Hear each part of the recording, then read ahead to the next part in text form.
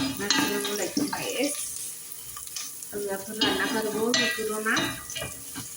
আমি সারাদিন রোজা থাকি। আমি করোনা আমার ভালো লাগে না, এটা ভালো না। এটা রান্না করবো করোনা। আমি পেঁয়াজটা আগে ভালো করে ভাজি করে নিলাম। পেঁয়াজটা ভালো করে ভাজি করে নিলাম। বেঁধে আমি দেবো ক্ষুদার তরকারি, লাউ আর হলো গাজর। রোজা রয়েছে, লবণ থাকতে থাকে না, আন্দাজে রান্না করে। বিসমিল্লাহ।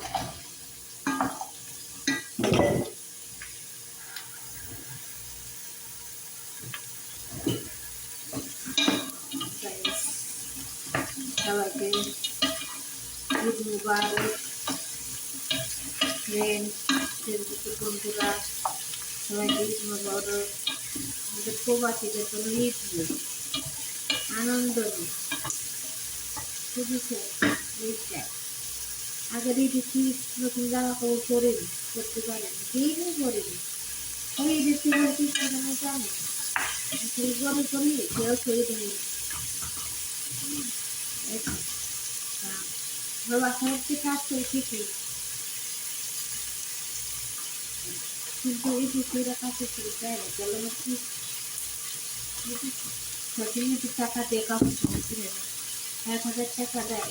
আর যদি আমরা কাপড় কিনে কিনি তাহলে বাড়িতে বাপ মা অসুস্থ, বাবারা চায় একটু শুধু সবসময় ডাক্তারের কাছে আমার একটা ছেলে আছে, স্বামী নেই, ছেলে আছে। ছেলেটা মা বাবার কাছে থাকে, মামাদের কাছে থাকে। আমি এখানে কাজ করি, যে টাকা পাঠায় চাই দেয়, কিন্তু বলেছে বাংলাদেশের অবস্থা তো জানি। রাস্তায় 5 বছর কাজ করেছি, সেটা নষ্ট করে খাই ফেলাইছি। চাই কিনতে আর এই দেশে দেখে নিয়ে রয়েছে, টাকার মুখা ছুঁয়ে দেওয়া যায় না।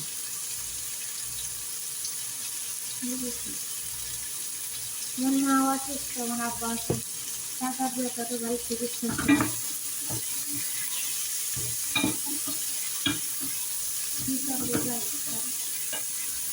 আমার শরীরটা জ্বর রয়েছে, শরীরটা মেলা খারাপ, সারাদিন বুঝেছে। তাও রান্না করছে, সরকার রান্না করেছি, ওই যে তরকারি রান্না করেছি। এখানে কোনো সময় একটু দিয়ে নেই, কাজ করে দিতে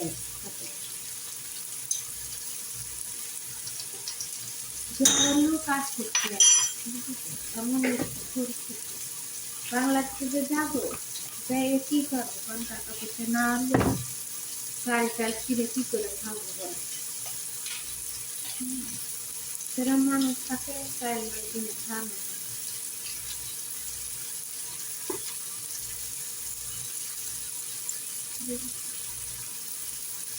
রাস্তায় মাটি কাটতাম, সেই সময় 50 টাকা করে পেত হাজিরা, 90 টাকা করে হাজিরা, 90 টাকা করে 5 বছর কাজ করি। তাহলে প্রতি মাসে যে টাকা দেয়, প্রতি মাসেও দেখতো, কোনোদিন 2 মাসেও দেখতো টাকা।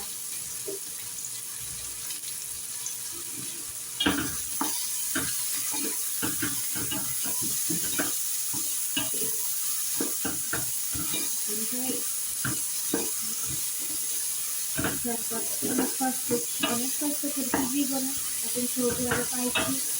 সৌদি আরব পাইছে রান্নার কাজ হিসেবে, রান্নার কাজ করতে।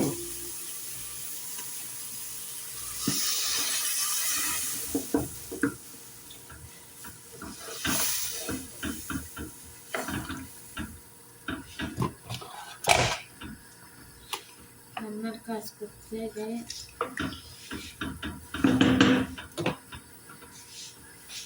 আসসালামু আলাইকুম গাইস, ভালো থাকবেন, সুস্থ থাকবেন।